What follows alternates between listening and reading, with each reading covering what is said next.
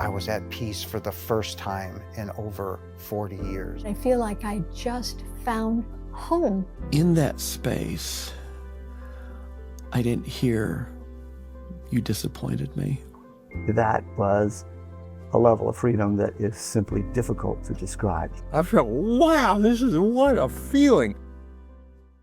What happens when you die? 5 extraordinary people are about to answer that question. A COVID survivor, a Beverly Hills model, a TV director, a concert pianist, and a psychic musician. They have nothing in common except for one thing. They all died and came back changed forever. This is NDE Journey, and these are our top 5. Our first video is from Janas. Almost 2 million people have watched this man's story, and here's why. Jason walked away from fate until COVID put him in the ICU, drowning in his own blood. He cried out to God for the first time in decades, and what answered him challenges everything you think about religion and reality. He came back saying that this world is not what you think. Let's take a look. My name is Janas. I had a profound near-death experience on April 2nd of 2020, which profoundly changed my life. I was born in 1970. I grew up Catholic from my grandparents, Catholic upbringing in a Catholic school for 2 years. So the Bible was really forced into me, and I believed what I was being taught. I believed what I was told, that good, bad, right, and wrong, heaven and hell, demons and angels and all of this. And went to Catholic school for 2 years, quintessential altar boy, acting out plays and stuff like that. I grew up in a very abusive household. And then early on, I quit the religion. I just quit going to church. The abuse was too much. It was clear that God did not care for me or want me or any of that. And that's the way my life went. I went through 2 marriages. I've had 2 kids, grandchildren, scraping the bottom of the barrel throughout my whole life. I was at work one day and they said, we're talking about this COVID thing. And I'm like, I've been through so much. I said, I'm not worried about this. And then on April 2nd, I came home from work, just a normal day, sat down, started eating a sandwich, and breathing became very labor intensive. Took a bite of a sandwich and then I coughed up bright red blood. It covered my sandwich. And I'm not, when you cut your finger, it's dark red. This was pink, bright red blood. And then it just never stopped. And I just kept coughing up blood. Now I have filled my plate full of blood. As I got up to start going into the kitchen, wheezing, I could not breathe. It was very difficult to breathe. Now I'm starting to panic because there's no air. And I got to the kitchen and I'm frantically calling my ex-wife. She's a nurse. I tried to talk to her, got hold of the phone, and I coughed up blood all over my phone. And she jumped up and she said, "Jason." And I said, "I don't feel good. I'm going to go lie down." And this is one of the last things I remember. She goes, "Jason, if you lie down, you're going to die." I said, "I don't feel good. I can't. I'm tired. And I'm just going to go lie down." "Jason, if you lie down, you're going to die." And the next thing I know, I'm waking up in what I later found out was the ICU. Myriad of doctors around. Now it's dark. My hands are strapped to the bed. My feet are strapped to the bed. An IV in the side of my neck and the carotid, tube down my throat, stuff up my nose. I can't talk, and the pain is beyond anything I've ever experienced in my life. It was just brutal. It was mind-altering pain. It just felt like there was 5 billion tons on my chest. And I got these doctors and nurses, and when I awoke, instantly, I looked off to the left, and there was a TV there, and there was somebody standing there. Now, I couldn't see him, but I could feel it. I could feel somebody standing there.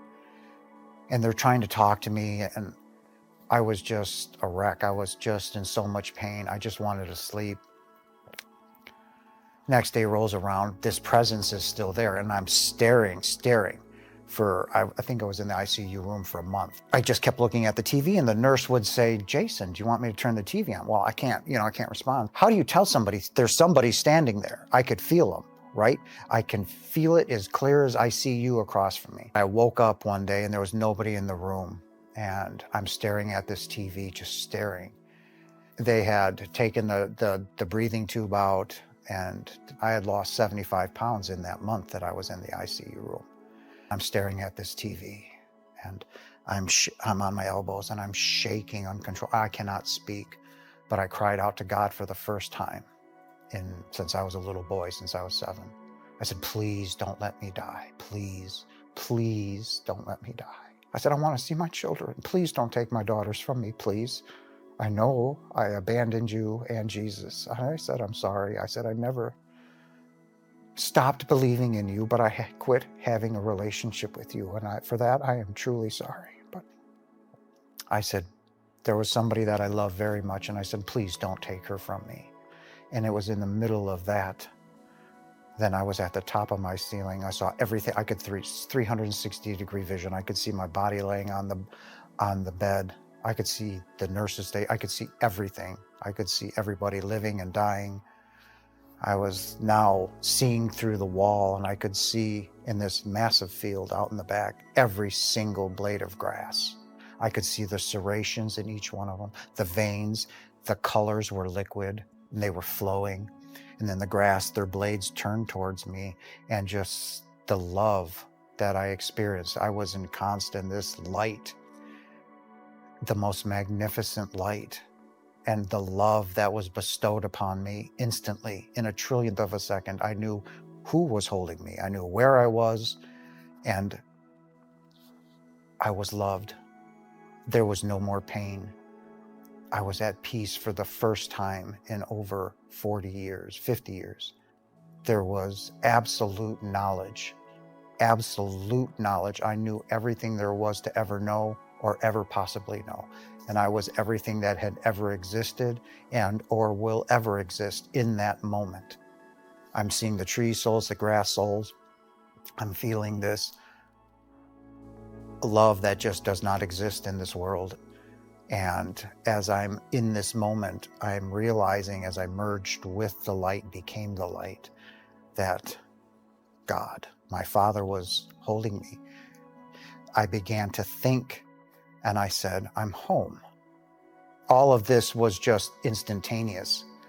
And then as I'm just being held and adored by my Father, again, a thought came into my consciousness. What a beautiful day to die. Like it had been nothing, and it was nothing that this has happened to me before. And how long this took, I don't know. It could have been 10 seconds, 5 hours, 20 hours. I don't know. And then another presence showed up, and it was a phenomenal amount of love bestowed on me. And I know that I recognized that energy instantly. Instantly. It was Jesus. It was Yeshua. And everything was just beautiful. It was perfection. It's just indescribable. Next thing I know, I felt 2 hands, which would be on my soul because my body wasn't there, and I was being gently guided down. My soul was pushed back in by Yeshua or Jesus. And then I felt actual physical hands on my body, and then my body was pushed back down onto the bed, and then I was out like a light, gone. And I woke up again at some point later, I don't know, nurses frantically trying, doctors now in there frantically trying to wake me up. I immediately looked back up to where the TV was, and that presence was gone. We're here, I want no meds, I want nothing. I need everybody to leave the room right now. They're like, are you okay? And I'm like, I need you all to leave. In that moment, I was terrified. Like, they're really gonna think I'm nuts, right? And I'm like, I cannot tell anybody. So I was in the hospital a little while longer. Then I got discharged. Then I went home. I had no business going home, but I couldn't take care of myself. I figured if I'm gonna die, I would much rather die in my own bed. They said, you're not well enough to go home. I said, I don't care. I said, I need to go home. And I wasn't, because I had to have surgery. They found tumors in my lungs that had ruptured, and they pumped out 12 cups of blood. So when I was in there in the ICU, they pumped out 2.8 liters of blood from my lungs. And I basically, they said your cause of death was acute respiratory failure, hypoxia. I basically suffocated, drowned. And it was very painful, beyond painful. And I was still feeling those repercussions and just trying to find my feet and figure out what had happened. I became very depressed, very depressed. I had the most profound experience of my life. A few months after my NDE, I was very depressed and I was shouting at God. I'm like, you cannot do this to somebody. When you're out of your body, you just feel love because that's who we are. It's a love that is incomprehensible to any of you that have not had a near-death experience. It just does not exist.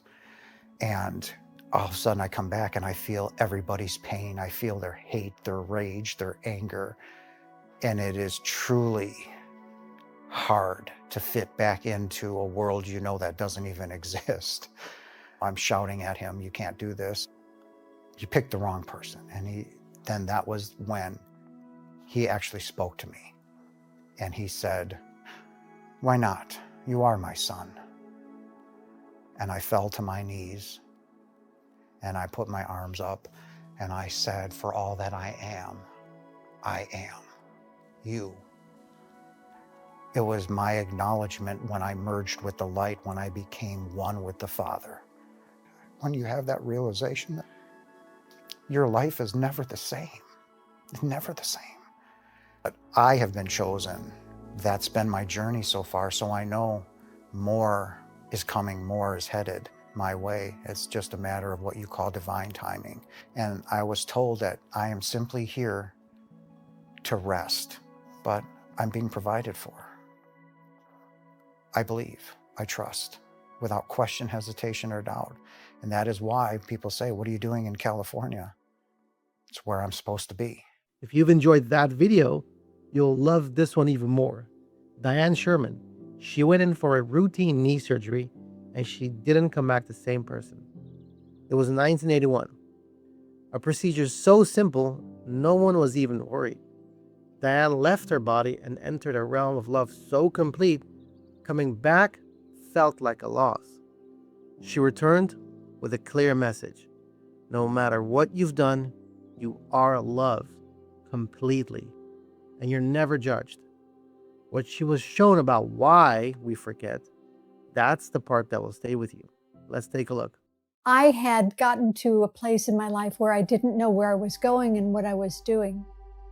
My daughter was 6 years old. I had gone through a divorce, which I never had expected to have. And I was lost and needed to know what was the next logical step for me. And I had not a clue. I had been doing the same thing, which was modeling for about 17 years. And it came to the place where I needed to stop.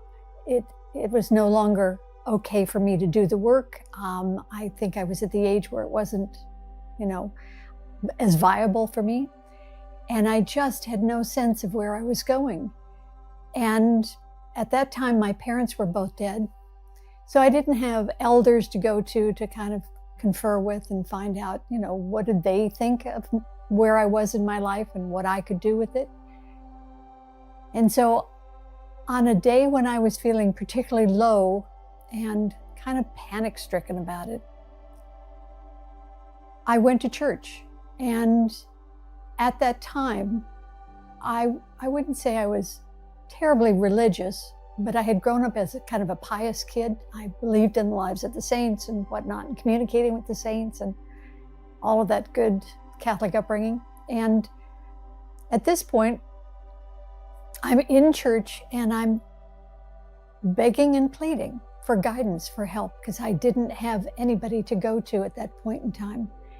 And it was like, I know God's there for me, but I don't know if it's tangible, if I'm going to hear something or know something. I just needed to plead my case. And I felt better having just divested my feelings about that. And a few days later, I think it was less than a week, I was due to have arthroscopic surgery on my left leg. I had had a swimming accident in Acapulco with my husband, and I almost drowned because I was getting out of the water. There was a lot of undertow, and I was getting tired. he was a swimmer. He was a really good swimmer. He'd played water polo for years in Italy. And I was a good swimmer, but I wasn't that strong. And so I decided it's time to get out. So as I'm getting out, there's an incline to the beach, and I put my foot forward as I'm going up, and a wave hit me from behind, and it pushed on me, and the same time it kind of pulled me around, and my foot was stuck in the sand, so I totally dislocated my knee. Tore cartilage, ligaments, had chip bone fragments, had a blood clot, had all kinds of things going on. So I'm back in the water, and all I can do is hold my knee because I'm in so much pain, because knee pain is really icky, nauseating pain. And he grabbed me, thank God, and pulled me out. If he hadn't done that, I probably wouldn't have made it. And I had waited 10 years to have the surgery for this because as a working model, I didn't want the big patella surgery where they open up your kneecap. You know, it's a big scar. So I waited the 10 years to have it, and I went in to have my arthroscopic surgery to repair it finally, 10 years later. And I'm sitting on the gurney, and I'm freezing. I'm absolutely freezing. And I hadn't had any medication yet. And one of the nurses came up to me and she said, "Would you like a warm blanket?" And I thought, wow, I'd love that. I didn't know they could do that. And she gave me that, and that just calmed my body down a lot because I was racking with cold. And the next thing I knew, we went into the surgical suite. I transferred onto the operating table and whatnot. And I started up with the cold again. And they gave me another blanket, and that calmed things down, and I relaxed enough that I went to sleep, which is really kind of weird to do that before your anesthesia kicks in. And maybe it was a precursor for me of something that was coming, I don't know. But they did the surgery, it all went fine, and I awakened in recovery. And while I'm in recovery, I'm hearing all this noise going on. And, you know, I'm kind of in my fuzzy state, and I don't really want to pay attention to what's going on over there. But I know there's something big going on over there. And all of a sudden I hear them saying, "Dianne, wake up, Dianne, wake up." And I thought, wow, where does that? We have the same name. Then I kind of waft back into my world, and a few minutes later I'm hearing, "Dianne Sherman, wake up, Dianne Sherman, wake up." And I'm thinking, well, what's up with that? If they got the wrong person, did they do the wrong surgery? What the hell's happening? So I'm waving at them, trying to get their attention to say, "Hi, I'm here, I'm Dianne Sherman, what's happening?" And they're not paying any attention to me whatsoever.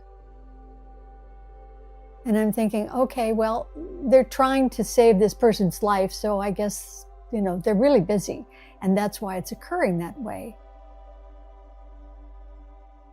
And the next thing I know, I am standing at the foot of that person's bed, looking up as I'm looking at you, looking up at her. And I realize it's me.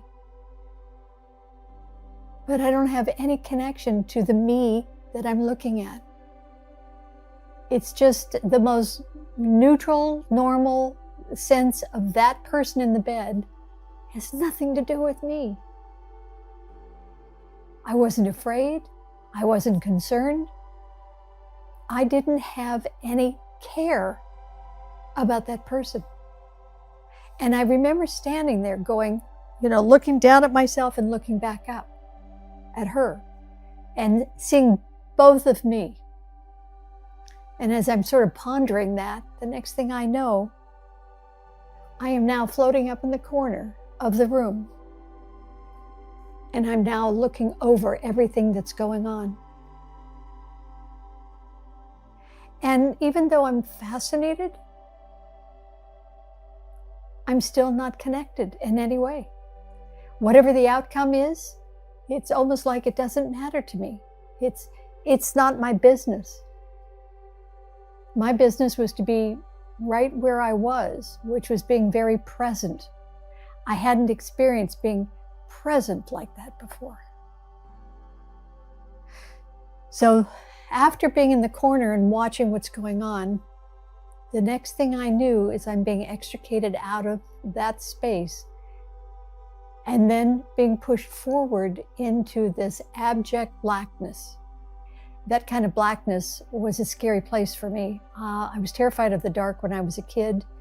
My first thought was, I need to just find a glimmer of light, just one little tiny glimmer of light. If I can see that, then I know, first of all, I'm not blind, that I can hang on and find some kind of safety net here. And as I'm fixating on it, I see it, and I just sort of like hold on to the focus of that. And as I'm doing that, it's starting to grow. And as it's growing, it's coming closer to me. And now it's like everywhere. Everything is the light. I'm surrounded by it, and I'm moving in to the light. It's fascinating because the color of it has all the colors of the rainbow in it. And yet it's a color of white I've never seen. It's got a quality to it that's diaphanous and ephemeral. And then it's that sense of loving and caring about me. And as I'm moving in and through this light, it starts to part. And as it parts, I'm seeing in front of me 2 rows of monks in brown robes with the hoods up, and I'm watching myself floating through them. And I stop, and I remember looking down that I could see the ground, and I was about that far off the ground. Don't know why, but I was floating, and I thought that was funny. And I get to the end where this one monk steps out, and he speaks to me, and I always say he, because he felt masculine and in charge and very benevolent and loving. And I could feel the energies from the monks who were facing me as I'm floating through them. And it was all loving and supportive. And he steps in front of me and he says, "It's not your time, you cannot stay." I looked at him and I said, "But I feel like I just found home. How can you send me back when I finally found what I've been searching for my whole life? I mean, I've been married, I have a child, I've had a career, I've had wonderful things happen, but none of them ever fed me the way this feeling feels. I am here, I'm home." And he said, "It's not your time, you cannot stay, you have a child." And I started thinking about my daughter and wondering, oh, what do I do about that, you know? And even though she was 6 years old, I loved her with all my heart, still do, of course, but I still wanted to stay, which was shocking to me that the pull to be there was that big. So as I'm thinking about who could take care of her, my ex-husband was my ex-husband for a reason, and I had full custody of my daughter. My parents were both gone. My sister was not emotionally stable enough to be a loving influence for my daughter. I had traveled quite a bit with my husband, and so we hadn't landed in a place where we created deep friendships where there would be people there who would take care of her. And in that moment of realization that there wasn't anybody who would love her the way I wanted her to be loved and cared for, I was back in my body. And the next thing I realized was I was in my hospital room. It's a really awful sensation being back in my body, because when you're on the other side, when you're out of your physical body, first of all of the trauma that you've ever had, all of the sadness, all of the fears, all of the pain and suffering that you may have, it's gone. There's none of that. It's just love. It's just joyful bliss. And now you're shoved back into this small form, because we're huge when we're in spirit. We're much smaller when we're inhuman, because it's like a doctor putting on scrubs, you know. Here's this big spirit putting on this human outfit. And that's what allows us to maneuver around, because we have to have human form in order to be able to do things. Everything that I wanted to run away from, get help with, all came screaming back to me. And it was devastating to be in that awareness and all those feelings. From there, I think the most extreme awareness that I had that something had happened, because in those moments of coming back, I had no idea what had happened during surgery or after surgery or in recovery. I had gone out to dinner with my sister, and we went to a restaurant that we'd been to many times, very comfortable there, know it well. And I walk in, and all of a sudden there's this cacophony of voices and information and people talking and people's pain and suffering and people's fears and hurts. And I'm hearing and feeling all of it. It's like this wave coming at me. And I'm thinking to myself, oh my God, I'm losing my mind. I'm becoming psychotic. There's something radically wrong with me. Now, in 1981, if I told my priest I was hearing all these voices and whatnot, you know, he wouldn't have had any good words for me about that. He would have said I'm a heretic or I'm possessed or whatever it was. If I'd gone to the doctor, he may have put me on a 72-hour hold. I had no one to discuss this with. And it was shocking and overwhelming and devastating. I didn't know what had occurred. And what I later found out is that I was coming online to the clairs, clairsentience, clairaudience, clairvoyance, all of that stuff.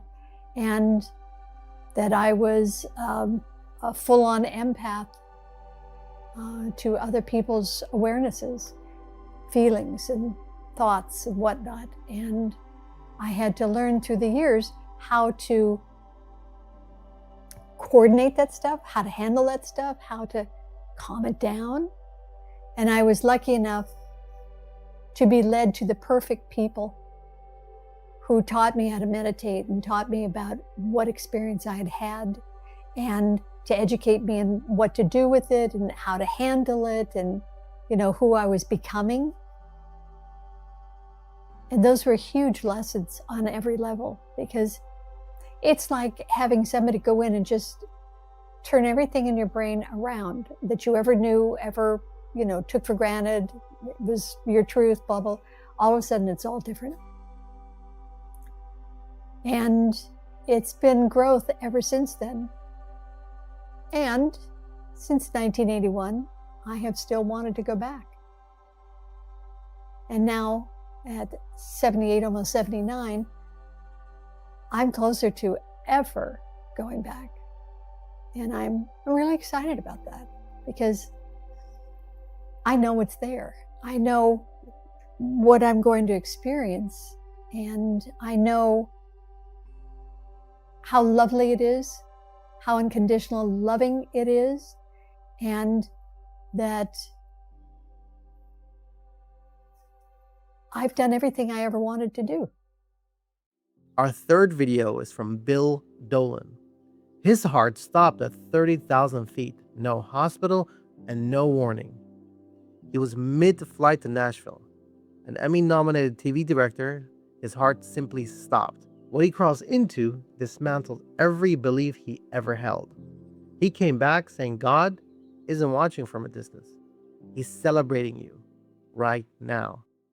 My name is Bill Dolan. I'm the president and creative director of Spirit Media. I've been working in the media business for decades now, for quite a long time, and really it's interesting because my media work, the way most people saw it was glamorous. You know, you're successful, you meet celebrities. I work with world leaders, corporate leaders. I traveled the world really as a director. And I grew up directing. And it was a joy, absolutely a joy. And I did that even after marrying my high school sweetheart, having a family. The trouble with traveling the world and doing all the fun things I do was that, unfortunately, the price I paid was that I became somewhat of an absentee father and husband. I was gone a lot. I mean, hundreds of days on the road. And while I tried to be there for, obviously birthdays and special occasions and all those things like that, even my kids now who are adults have said, Dad, we love you, but the truth is that even when you were in the same room with us, we didn't think you were there. We could tell you were thinking about the next show, the next trip, the next production. You were writing a script in your head. All the things that go on with being creative and living in a production world. And I guess we knew that you weren't really here. And that hurt to hear. And I was oblivious to it, completely oblivious. I think like a lot of us, we chase success and we try to do the things we do well. And the things we don't do well, sometimes we avoid. And that was the way for me in trying to be a father. But I gradually was catching on to this. I had an opportunity to do this documentary, but even better, we found a distributor. And the distributor was not only excited to distribute the product, but to write me a big check. They call it that advance check. And I thought, you know what? This is the next chapter of my life. I'll do projects like this. So I remember that January 28th, 1999, I hopped on a plane and I was going to Nashville to get a big check and to sign a distribution deal. It was a day I knew was going to change my life. I mean, I knew it. I had such anticipation, and I was traveling with my best friend, Timothy, and he's sitting in his aisle seat, and I'm sitting in my window seat, looking outside, dreaming, and thinking what this day is going to bring. But it wasn't quite what I expected. Because 20 minutes into this flight, I started to feel funny. And I couldn't put my finger on it. Look, I fly all the time. And I never get sick. I never anything like that. But it seemed to get worse. And I started to get a little anxious about it because I'm thinking, I don't want to be that guy that gets sick on a plane. And I didn't want anything like that. And I remember just thinking, no, and talking to myself. And it's as if things started to close in. And they were like literally closing in on me, closing in. It got so bad that I turned to Tim. I said, Tim, there's something that's not right. And that is the last thing I said before my eyes rolled back in my head, my body fell limp, and my heart stopped. So that when I actually closed my eyes on that plane, I literally transferred, thrust from a dimension of time and space to a dimension of eternity. Like that. And when I say that, it means I transferred from a dimension where obviously where we are now. We feel, we see time, we can watch clocks, all that type of stuff. But when you go over to the dimension of eternity, I perceived that I was in a space where everything that has happened and everything that ever will happen has happened. And in that space, I didn't hear, "You disappointed me." I heard, "I don't just love you. I'm madly in love with you."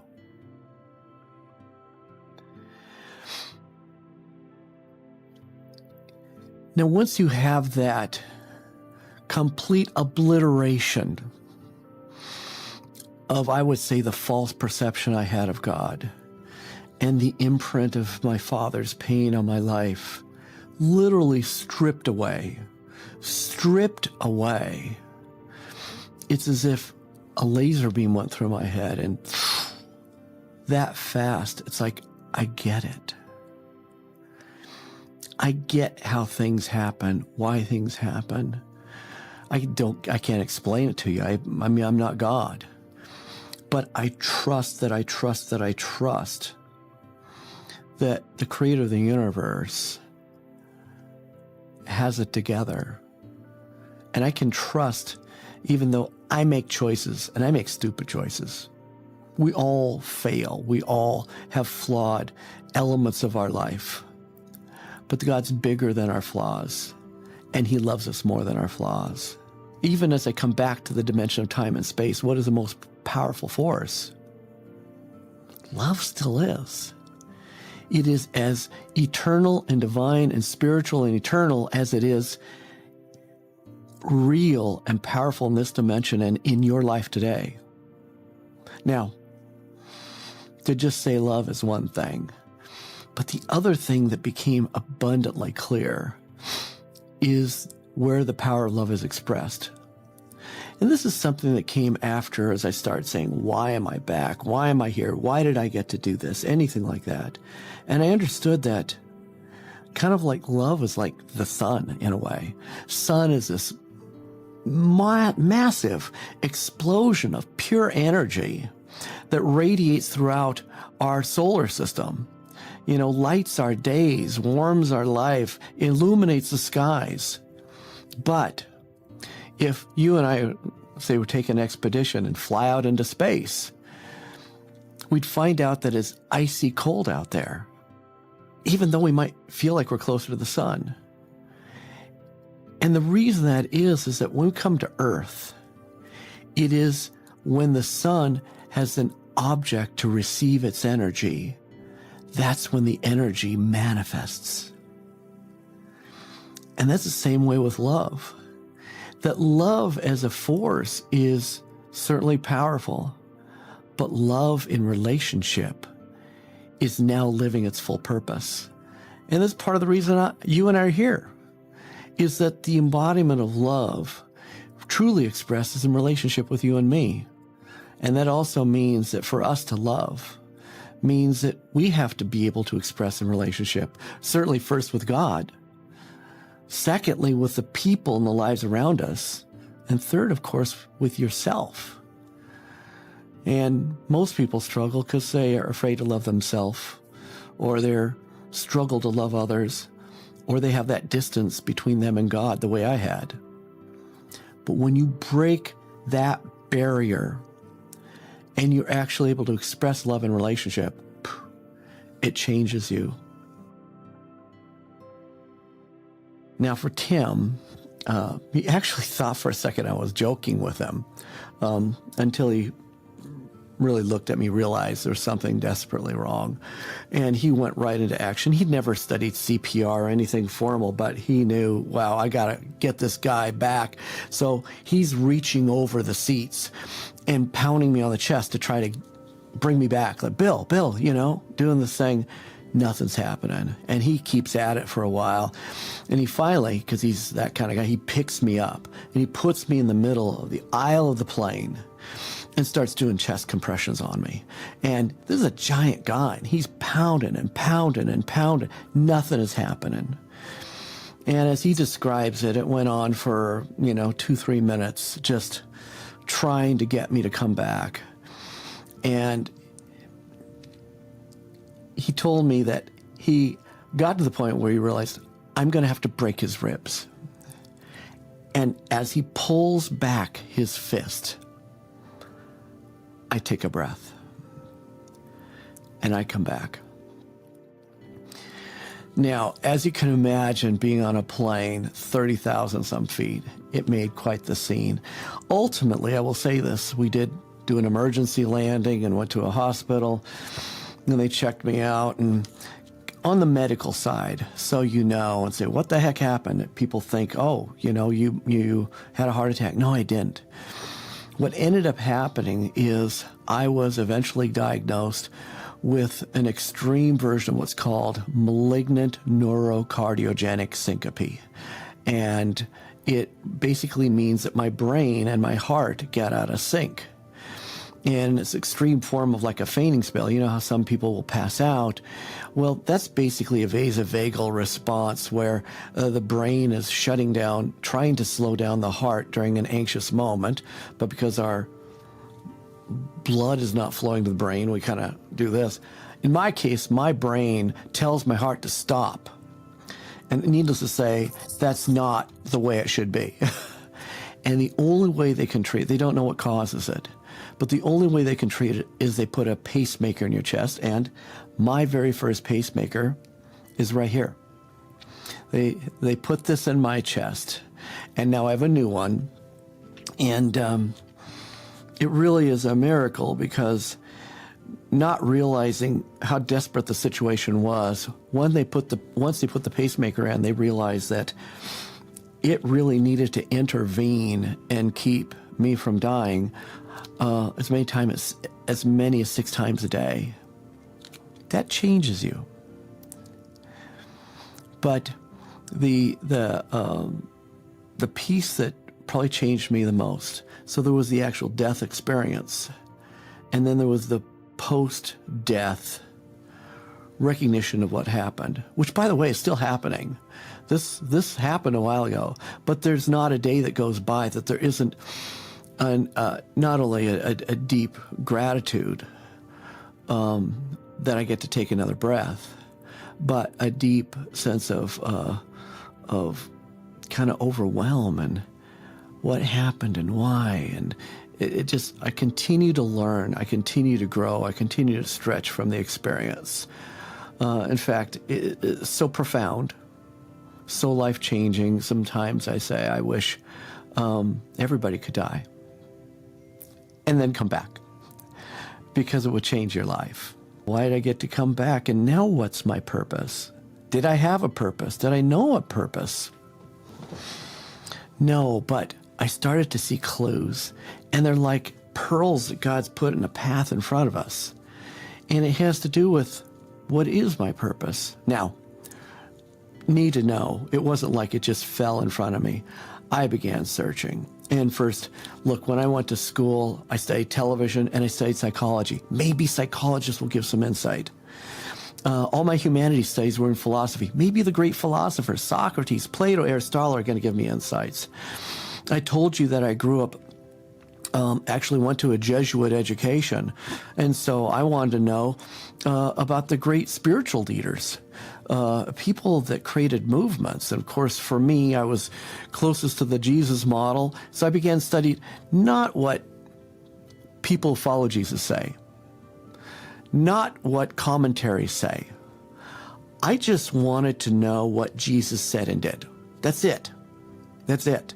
And there's pieces that have great historical accuracy because of anthropology. We know from anthropology and physics and science and stuff that put pieces together. I can say, I can count on this. And you know, it was crazy. And some people criticize me for this. But in my study of trying to understand all of this, I recognized that I wasn't just looking at a powerful life. And I wasn't just looking at a recipe for what it meant to love so much that you would lay your life down for another person. But I realized I was actually looking at the recipe for creating a movement. Now in business, we relate this to marketing plans. I need a roadmap, I need a marketing plan. Well, you want a marketing plan? Follow some of the leads of the greatest movements in history. And that's where I saw there are like 7 disciplines. Boom, boom, boom. It was like a recipe. Follow it. And not only did it click, and did I start to apply it, I ended up writing a book about it. The 7 Disciplines of Relationship Marketing, which, shameless plug, you'll find at 7drm.com. So you go there, I have my book, and I've got workshops. And people now say, I want you to teach me the 7 disciplines. Because out of that, I realized maybe the third, and not necessarily the most important principle, but the thing that all of us need to know. And that is the recognition that every breath we take is a gift. Every single breath. Now, I will say, thanks to this pacemaker, even though I go to bed sometimes at night and think, will I wake up tomorrow?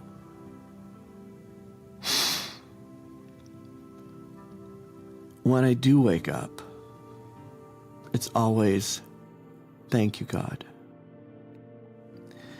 And it's the recognition that you and me, look, yeah, I had the death experience. But the truth is, every time we take a breath, it's a precious gift.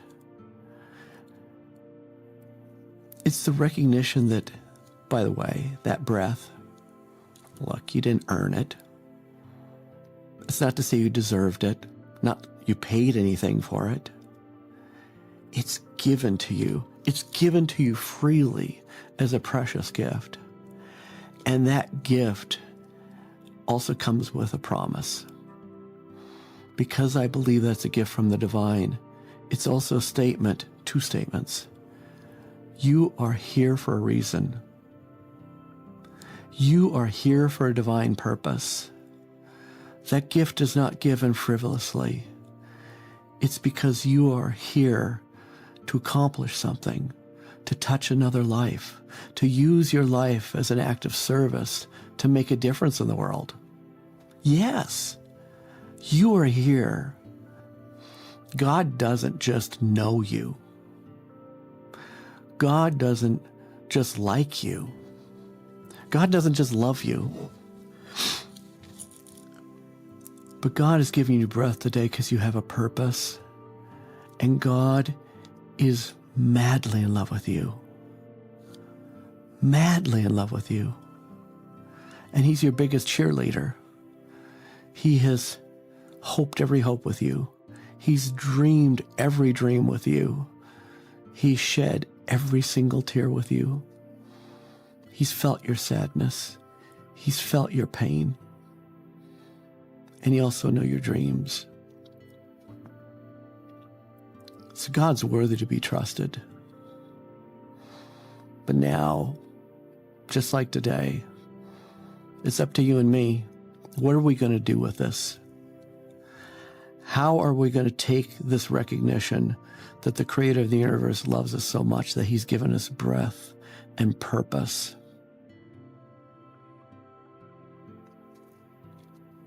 For me, it was the pursuit of understanding what that purpose was. And know that it's not an easy process. The second is walking in that purpose.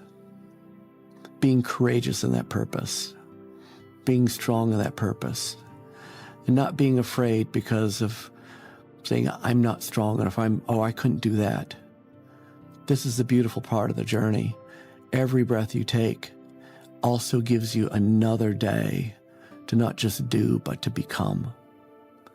And who you become in this process is really one of the most beautiful miracles of the whole thing. If you're still with us, Jonathan Van Valin, he had an NDE that lasted 3 days, while most last only seconds. After surgery, Jonathan's body began quietly shutting down at a remote farmhouse. As his physical self faded, his consciousness expanded into something he struggles to describe even today. The hardest part wasn't dying. It was actually deciding whether to come back. Let's take a look. My name is Jonathan Van Valin. I'm coming to you today from southern India. It's not my hometown. My hometown is Seattle, Washington. And it was quite a few years ago there that as a 29-year-old, I encountered a surgical procedure that was deemed the only solution possible, in my case, for a sleep apnea issue. And underwent a surgery. It removes a great deal of tissue from the back of one's throat, the soft palate, removed a few chips of bone even from the skull behind my nose. This is a surgery that's not often done these days. It's known for being exceptionally painful to recover from, which is one of a handful of reasons why it's often considered the last option for people that have a sleep apnea issue. But it was deemed the right choice for me. I don't doubt that it was. And this is not some sort of operating table kind of near-death experience. In fact, the surgery went very well. I had been in recovery in the hospital for 4 days and was released into the care of my father. And again, I'm not a kid, I'm 29 years old, but he wanted to watch over me in my recovery, which was an act of love I will always remember him for. And we did not have a perfect relationship by any means, but we'd come to a very pleasant detente during these years, and I was grateful to have his support. He took me out to the family farmhouse 2 hours away from the hospital, and there was very little he could do in any way. I pretty much was just propped up. I could stare out windows all I wanted, and he was going to spend his time doing house chores and farm chores and things like that, as I pretty much stared out windows and simply tried to heal up. I mentioned that this is extremely painful in recovery. You'll see why that's important in a few moments, but the reason for it is that when you remove all that tissue from that part of your body, it's an extraordinarily nerve-rich part of your body. Every nerve in your body comes up through here, and the problem is that you have to continue to use this part of your body as well. You have to breathe and to swallow and things like that. And so before these doctors did the surgery, they had actually tried to warn me against it. Again, they try not to do the surgery at all these days for the most part, but what they said was basically, Jonathan, you're going to have to experience what it's like to break your leg and then have to walk on it for days and days. And that was very apt. And so the days following the surgery were just extremely, it's hard to explain, but it's just blackout, mind-numbing, mind-bending levels of pain. And there's really nothing you can do about it, not much really. There was some garden variety pharmacological solutions offered. They did very little. On about the third day of my father's care, what I experienced is what I can best describe very simply as an inner click. And as in the instant of that inner click, that it was immediately clear that my body was beginning to shut down. The life force in it was beginning to drain away. And in that moment of that click, there were 3 experiences and sort of revelations that flooded in. They flooded in simultaneously. It's impossible to describe them without doing it sequentially, but it was really quite instantaneous. And I just mentioned something about there being some pain management. And one of the things that was remarkable about the moment of that click was that it was felt and experienced on an inner level that was stunningly clear. And clear in a way that was completely apart from any kind of narcotic effect. It's a little difficult to describe that, but completely apart from any narcotic effect. The first of those recognitions, experiences, revelations that flooded in this moment was a very clear recognition simply that I was not my body. And that manifested in the way that it was very clear that this body was beginning to lose its life force. It was draining away, but that there was an aware consciousness, an aware beingness, an awareness that was crystal clear and that was itself not affected in any way. The observing consciousness that recognized that the body was beginning to die was itself totally unchanged. It was not dying. And so it was clearly seen then that the body and that observing aware consciousness seemed to be 2 different things. In the moment of that recognition, that was an absolute stunning freedom. Because what it really meant in that moment for me was that the pain in that body didn't need to be claimed. It didn't need to be suffered. In fact, that aware consciousness that was as vibrant and clear as ever was not the body, and therefore it didn't have to be connected to the pain, suffering the pain. It was seeing the difference between pain, which is in the body, and suffering. So I want to be very clear that it wasn't so the pain in that body simply ceased. It did not. It continued, and it was as intense and mind-bending as ever. But if I and my body are two different things, then still I don't have to claim it. I don't have to own it. I don't have to tell a story about it. It was, in that moment, the recognition that I wasn't the body, and therefore it was a complete and total release from the suffering that was in that body. And that was after a solid week of blackout, mind-bending levels of pain. That was a level of freedom that is simply difficult to describe, even though we're going to try today.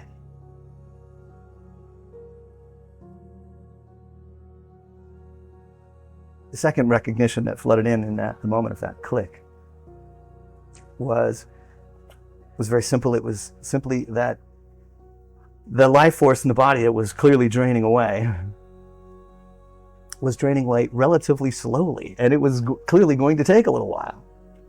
This was not imminent. I didn't know. There was no clear way of knowing, but clearly it seemed that there would be at least a few days before this body shut down, and before I moved on from this body completely. Well, the attitude was simply and immediately something more like, wow, this is extraordinary. And clearly I'm going to have the gift of reveling in it for some time. And that is so revelatory and so fascinating to me at this moment that instead of meeting it with a sense of, oh dear God, I'm dying, it was, wow, I think I'm dying. This is extraordinary. It seems like a funny thing to say out loud. I felt lucky. I felt delighted. I felt so fascinated by the way this was already unfolding that it felt like a gift to know that it was going to unfold for a little while. What I would want to share about it was that sense of individuatedness was dissolving, yes, but it was dissolving in favor of what was not individuated, what was not individual, which was not separate, which was, in other words, that separate sense of self was dissolving into what presents as this overarching, all-encompassing wholeness, unindividuated, total and complete wholeness. Sometimes it's called oneness. And what's curious about that, and sometimes hard for these worldly minds of ours to wrap itself around, is that if something is completely whole and completely one, then it is missing nothing. And if it's missing nothing, absolutely nothing, then there's simply no possibility for there to be a sense of lack, or a sense of want, or a sense of need. And that's exactly how it was experienced. And so instead of being something that seemed fearful, it seemed all-encompassingly whole, without fear in any way. If there is no possibility even of there being a sense of lack or want or need, there really is no way for there to be fear. There's no point. There's no ground for it to stand upon. And so the idea that this death of my own body was a problem or an issue or something that even needed to be solved did not even arise. Where that began to become curiously clear, particularly, was relatively soon after all of this begins unfolding. My father appears in the doorway, and he, for days now, he sort of periodically checked on me. He arrives at this moment, and I cannot fathom how to explain any of this to him. I mean, physically, I could barely speak at that time. So even if I wanted to explain myself to him, it would have been next to impossible. But I knew without any doubt at all that even if I had full capability of my own faculties, there's no way I could have found the words in that moment. What I can say is that there was no impulse to even try. There was no urgency. There was nothing in me that said, hey, Dad, I got to tell you I'm dying. that was irrelevant. It didn't matter. So I did none of those things. Instead, all I could do was simply look back at him. I smiled, and I felt incredibly peaceful and loving, and that is it. And it felt exquisite. It also felt like the only possible way forward, the only one that made any sense at all. There's a wonderful phrase, love is the opposite of fear. The heart of this experience was in part demonstrating that very thing. You know, when you're in blackout level pain for days and days on end, it may have been difficult to sleep. Indeed, it had been.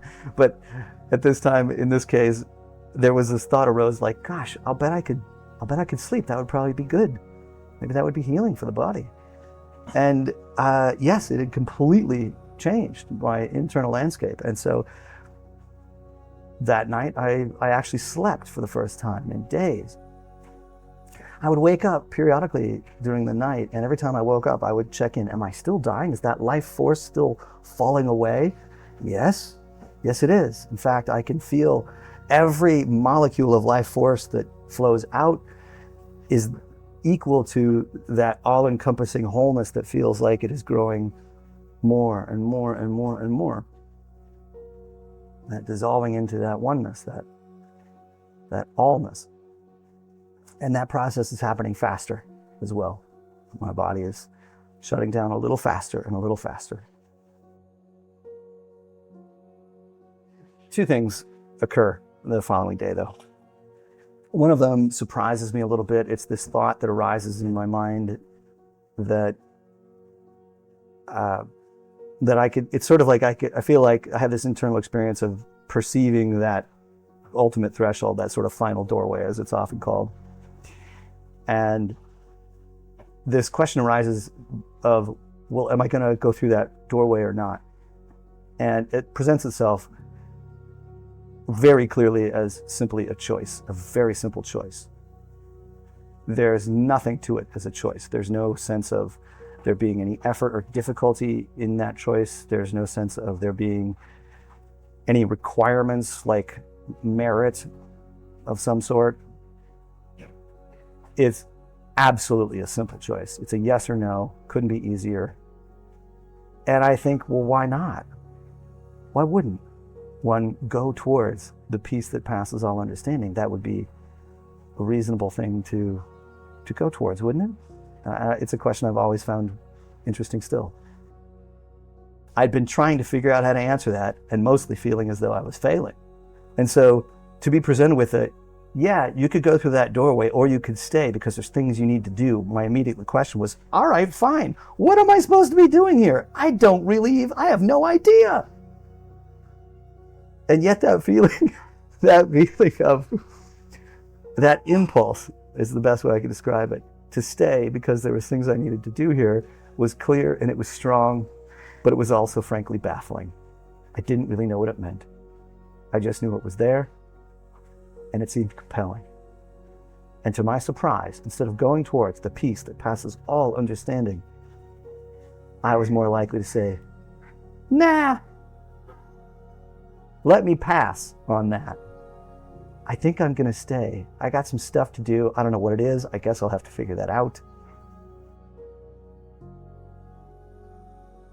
And so in a way that was sort of, you might say, karmically perfect, very soon after that exchange of thoughts inside my own head that occurred, my father appears in the doorway yet again. And this time he looks at me different than he has any other time. And he squints his face at me and he looks close and he says, Jonathan, I think something's not right. I think we better load up the car and head back to the hospital. And I think to myself, all right. Because I know immediately that what that means is the fact that I'm dying is going to be reversed.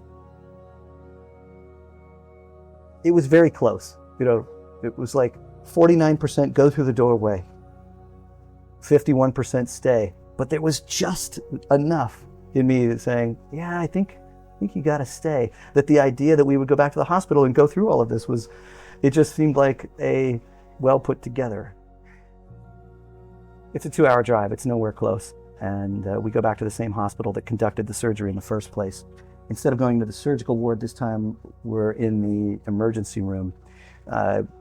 I'm admitted. The doctors very quickly confirmed for my father that my body is dying, and it's dying for the dumbest reason in medical science. It is so dumb. My body is shutting down from dehydration, which makes it a very simple fix. So they plug an IV bag into my arm with saline solution into it, and instantly when that is connected, I can feel that life force begin to flow back in. I can feel the merging with the infinite begin to reverse. And I'm beginning to retreat from that infinite and to put my feet more firmly on the ground here. It is the first point during this journey in which my father has some clear information that I was in fact dying. So he's feeling rather delighted. And they keep me for a few hours to observe. It's fine, everything's fine. There's nothing else to do. Later, we load back up and we simply drive back over to the farmhouse. And I reflect a lot on the car ride back and over the next few days. I still don't have any idea why I returned, really. Like, what is it that I'm supposed to be doing here? In the end, I spent the next many years unpacking that. And I'm sure that among the reasons I should return is so that you and I could do things like this today, among some others. In the end, 11 years after that NDE resulted in what is commonly referred to as an awakening or experience. What they really point to in the simplest possible terms is a shift in awareness. It's a shift in perception. And it was going through that shift in perception many years after the NDE in which the truths that I encountered during that NDE felt as though they really settled in a way that was full and permanent. And it was going through that shift that totally reoriented life for me. That reoriented the way I look upon life, think about life, move through life. And at the absolute heart of that shift 11 years later was the settling in of that sense that individuated sense of self was in fact ultimately a fiction. And if that's a fiction, then that all-encompassing non-individuated awareness is what's left in its wake. And so when that individuated sense of self is seen through, then it's possible then that the baggage that individuated sense of self carries also is seen through.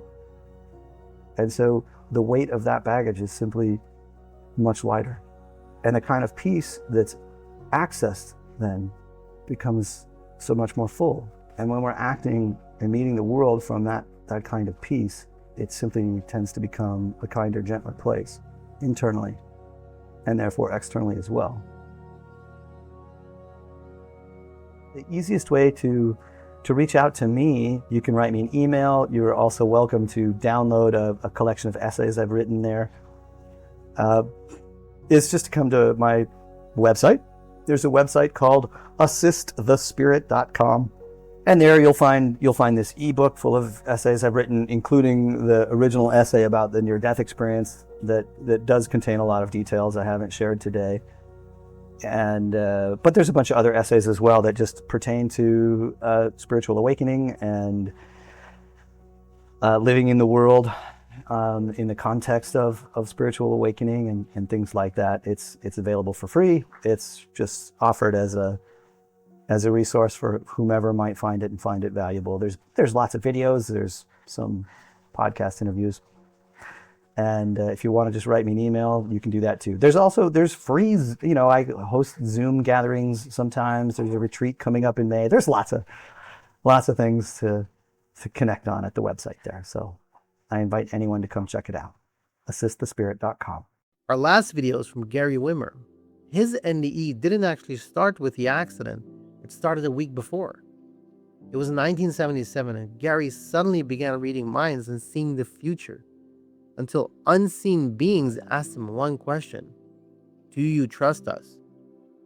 When he said yes, a speeding car hit him head on. The car was destroyed, and Gary didn't even have a scratch. What he saw on the other side included visions of humanity's future, and he says it's already starting. I was born in 47. I had two older brothers, 45 and 46. I grew up with six brothers. Basically, I was an altar boy, a Catholic, knew the whole Mass in Latin, was always curious about God and fairness and justice. I always assumed if we're going to be judged by the rules, we should know the rules, you know? So out of all my brothers, I was the only one that was constantly seeking truth, the knowledge. They're all businessmen, and that's great. In 1977, sort of out of the clear blue, I was traveling with a band. I quit the band, need some time alone. And this was January 31st, 1977. That day, I'd felt kind of strange. Everything felt a little bit strange. That evening, I went in with my roommates, brought my gear in, said goodbye to the band. I was going to take a break for a while. And everything started feeling weird. I could hear what people were thinking or about to say before they'd say it. That startled me. Everybody went to bed, and I went to bed too, but I couldn't sleep. I was up all night, having all these visions and thoughts like never had before. In the morning, I heard my roommate go outside and get the newspaper, make some coffee. I hopped up, walked in the living room, and he's reading the paper as he walks in the door, and I could read the paper through his eyes. I saw the headline about Jimmy Carter and Bob. Boy, it shocked me. He threw it down the table. I kept staring at it. He said, "You okay?" I went, yeah. Well, that was the start of this week-long voyage into psychic ability that I had no idea I was destined for or that how it would end up, but I knew within 24 hours, life was not the same. I couldn't think about the normal things I would be doing because I was becoming engulfed in this psychic ability. I could tell who was going to call on the phone. Someone would say they're going to come over. I'd look at the clock, it'd jump from 10:15 to 3:38. And I'd know they're coming out at 3:38, then the clock would jump back. I was freaking out my roommates, freaking out some friends. And I'll give you an example of this. My friend and roommate at the time, Brandon, he was real concerned. I had another roommate, he just thought I was crazy. And to some degree, I could sort of understand. But Brandon and I went to a bar that night, and he was asking me what it was like. And before I walked into the bar at a particular spot, I felt this strange feeling, like another one. Walked into the bar, listened to the band, too loud, came out, sat in the bar in the front on the stools. Felt like I was outside all of a sudden. And I saw these people walk right through me. I opened my eyes. No, I'm still in the stool. The door opened, and these people walked through dressed exactly as I'd seen them just a couple seconds before outside the door. I tried this a couple times, and I could do it each time. People walked by, and I'd pick up what they were thinking about. My roommate came in and asked me what was going on. I showed him how I could predict what people were going to be wearing. That blew his mind. And this went on for several days. I'll give you another example. We were at a hamburger joint called the Filling Station. And he was asking me, because he'd been observing me getting this escalating psychic ability and kind of not being normal, and I wasn't. But he asked me what it was like now, and I said, well, I'll explain, it's easier. I said, you see those two ladies way over in the corner, as farthest away from us we could see? And he looked around and went, I don't think so. I said, okay, well, the brunette who is facing away from us, I'm going to have her write us a letter, write me a letter. What? I said, I'm going to have her write me a letter, perfectly harmless. And the reason I was having thoughts like that is I was either picking up things from the world, the universe, or interjecting. And sometimes I couldn't tell the difference if I was creating something or witnessing it. It wasn't like it was 24, 48 hours ago. It was a completely different world out of the clear blue. I didn't know what button to push to turn it off or what was going on. But I kept thinking about that brunette. Said, I'm the guy over here in the blue shirt. Write me a letter. I imagined it like a light, like on an airplane, you know, when you walk down the hall or a theater, directing her right over to me. Of course, there wasn't any light. I didn't walk by anything, and 15 minutes later, when they walked out, the brunette was second. She threw a napkin down on the table, and she had written in big bold letters, "Why are you doing this to me?" Man, I'm affecting other people's lives. I wanted to run out and ask her what she experienced, because I knew what I was thinking. You know, why'd you write this? What'd you feel? But I was too shocked. I went through a week of things like that, and it got more and more intense. I kept feeling these guardian angels. I didn't see them, but I could feel them. They felt like they were monitoring me, and I started calling them the monitors, or they agreed that was a good term either way. And that gave me the little bit of confidence that everything was okay, because I was just going further and further out of this world and seeing visions and signs and patterns. And well, this went on for 7 days, and at the end of 7 days, I was racing actually down Guadalupe Street here in Austin. I was crying, I was praying, I was scared, I'd had it, I couldn't turn it off. God, please help me, this is too much. Then and there's a bunch of people watching me. They're wondering what the hell's going on with me, and I didn't care. I wasn't embarrassed, I was terrified. At the same time, I felt so enlightened, but it was too heavy, too much of it wasn't normal. I couldn't deal with it. So finally, all of a sudden, I felt this warmth over me. I opened my eyes, looked up, and there's this huge light right above my head, 5 or 6 feet. And I looked around at all these people watching me, because I was the talk of the moment on that street.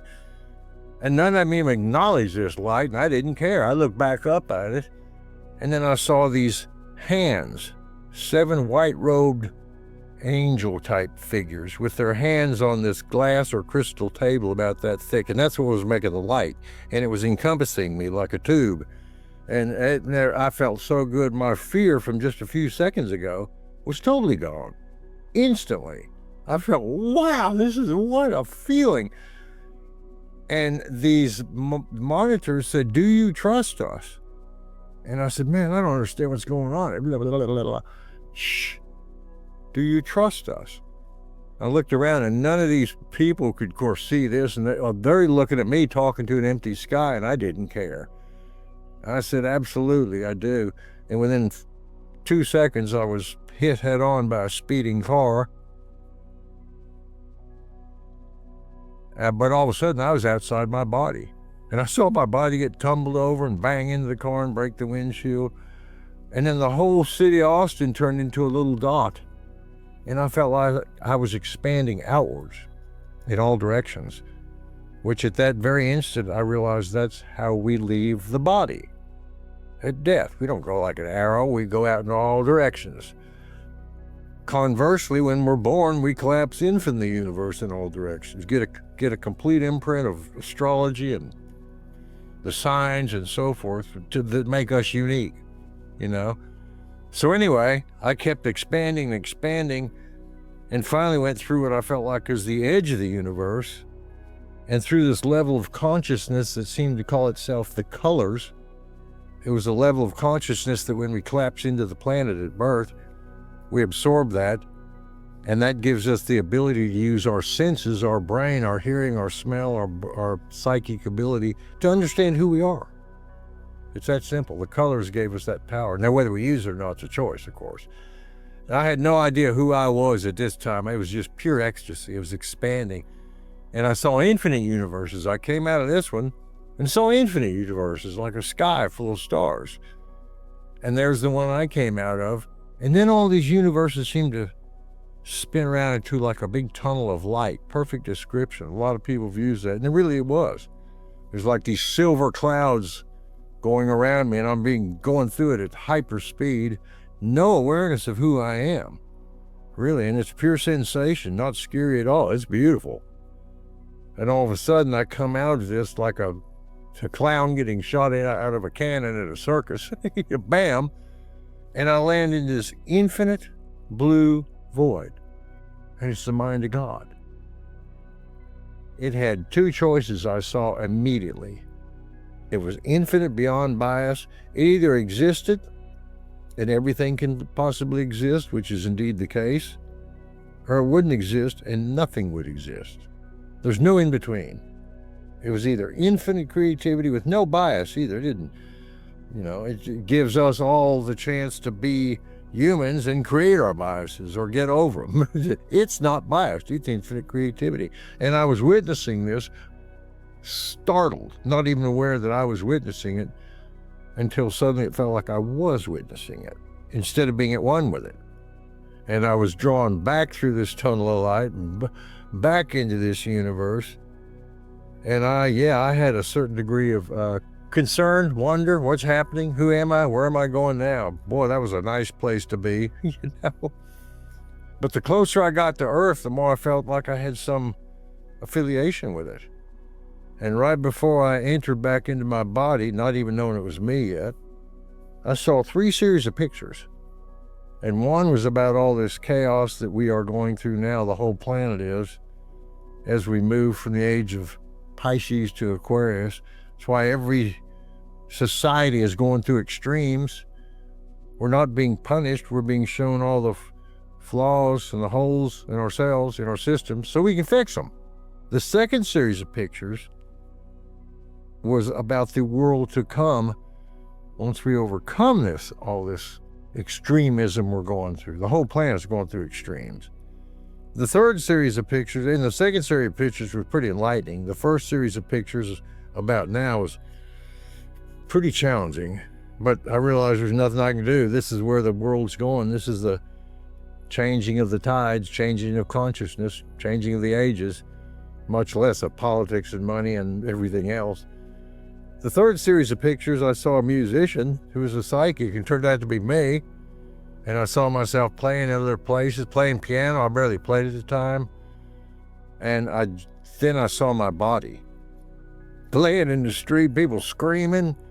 And I jump back into my body and I feel this red hair all over me. It's the driver of the car. He's terrified. He ran out of his car. Man, I tried to stop. I couldn't out of here. He was terrified. Well, I didn't feel anything but ecstasy. I felt no pain. I could see the car was all crashed up. The windshield was broken. People were screaming and hollering. Call the police, call an ambulance. And me, I was just going, wow, what just happened? Where did I just go? So I jumped to my feet and the driver's trying to get me to sit down. You're in shock. I said, no, man, I'm not in shock. I'm not even hurt. I know that. How do you know that? Oh man, I can't explain this to anybody. I think I'll just walk home. Bye everybody, the show's over. And then as I started to leave, they said, no. Cops, ambulance, police, just stick around and otherwise they'll be chasing you through the alleys. They're right. So, okay, I'll wait. And I could hear the sirens. And within seconds, it seemed, sirens were there, and the ambulance, and police, and cops. And they're all looking around for a body laying in the middle of the street. Oh, a guy got hit by a car. And I was standing up talking to people like nothing happened. And they were kind of shocked. They were kind of backing away from me, stunned. They just seen me get smashed by a speeding car, jump up and push the driver away. But at that moment, when I came back in my body and jumped up and realized I didn't get a scratch, didn't even feel it, I've started believing in miracles at that very second, and I've never let up on that. In fact, I've learned how to try to create them, and people should. But anyway, the cops, ambulance came, looking around for the body. I admitted it was me. Can I just go home? I'm not hurt. No. They had to take me to the emergency room. They x-rayed me, checked me out, not a scratch, nothing wrong. They cannot understand how the car is so smashed up with my body and I didn't even feel it. No scratch, no nothing. And every time I tried to even begin to explain what had happened, where I'd been, that made no sense, and I could understand why. And they thought I was crazy, and I could understand why. And I wasn't in a position to argue with them, because this is kind of weird. Then they wheeled me over to a section of the emergency room because I wasn't hurt. They couldn't do anything to me after x-rays and everything. And then a guy came walking over. I knew his name. He was a psychiatrist. In fact, I'd had premonitions about this whole episode during this week. Flashing lights, cops, ambulance, police. I had no idea it was me. I thought I was going to witness something, Turned out it was me. But yeah, he walked over and I knew his name and all about him, and he was blown away. Have I ever met you before? Have you ever been a patient of mine? How do you know this? And I tried to explain to him what I'd been through, and he just said, man, I've heard about this, read about it, and never seen anybody that's been through it or claims to have. And I said, well, right now you're looking at with someone. How would I know all about your wife, your kids, your furniture that you moved last week, where you graduated? I mean, you walked in, I told you all about your stuff. And he said, I'm mind blown, I'm curious, but we can't let you just go home. We're going to have to commit you to a psychiatric hospital. And I had no complaints against that, because I probably would have done the same thing. Looking at myself, it didn't make sense to anybody in the outside world. I found that very easy to grasp at the time, you know, even though I was completely empowered by what I saw. So they had to take me to jail. They booked me in jail for 2 days until they could get the order of protective custody signed by a judge and my family to put me in a psychiatric hospital. And after 2 days, that got done. And then they took me to Shoal Creek Psychiatric Hospital. It was here in Austin, Texas at the time. I still drive by it a lot. Now it's something else. And I had quite a time in the psychiatric hospital because I entertained the kids there. I played guitar, played piano. They saw me as Mr. Smiles.